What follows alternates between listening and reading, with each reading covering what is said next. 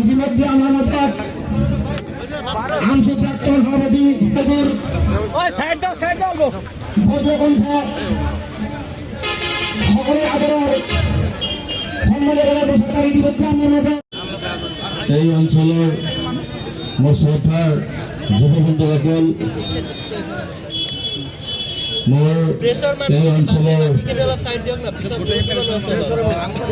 শিক্ষাগুৰু, অভিভাৱক, ব্যৱসায়ী, সাংবাদিক বন্ধুসকল সকলোকে মই সদৌ অসম সংখ্যালঘু ছাত্ৰ আন্দোলনৰ তৰফৰ পৰা 30 তাৰিখে মই বিদায় লৈছিলোঁ আপোনালোকে জানে। তাৰপিছত মই এটি ৰাজনৈতিক সিদ্ধান্ত ল'বৰ কাৰণে সিদ্ধান্ত গ্ৰহণ কৰিছিলোঁ। গতিকে আটাইকে আজিৰ এই সভাত উপস্থিত থকা আটাইকে মই আন্তৰিকভাৱে ধন্যবাদ জনাইছোঁ। যদি সভা নহয়, মই গুৱাহাটীৰ পৰা আজি আহি তেজপুৰৰ পৰা আহি আছিলোঁ। তো মই আপোনালোকে জানে যে সৃজনগ্ৰাম বিধানসভা সমষ্টিত অভয়পুৰী নৰ্থ আৰু চাউথ দুটা মিলি এইবাৰ নতুন বিধানসভা সমষ্টি হৈছে সৃজনগ্ৰাম বিধানসভা সমষ্টি। মই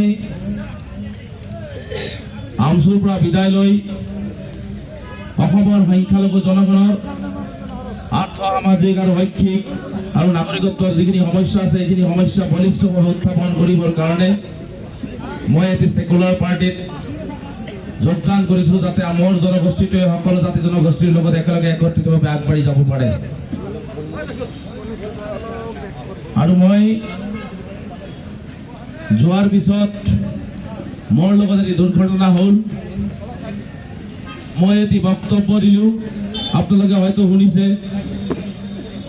মোৰ বক্তব্যটো আছিল যে ধুবুৰীৰ পৰা শদিয়ালৈকে, শিৱসাগৰৰ পৰা ধুবুৰীলৈকে, বৰাকৰ পৰা শিৱসাগৰলৈকে সকলো জাতি জনগোষ্ঠীৰ সমন্বয়, সমমৰ্যাদা, সমবিকাশ আৰু সমন্বয় আৰু উন্নতিৰ হ'লেহে এখন বৰ অসম হ'ব।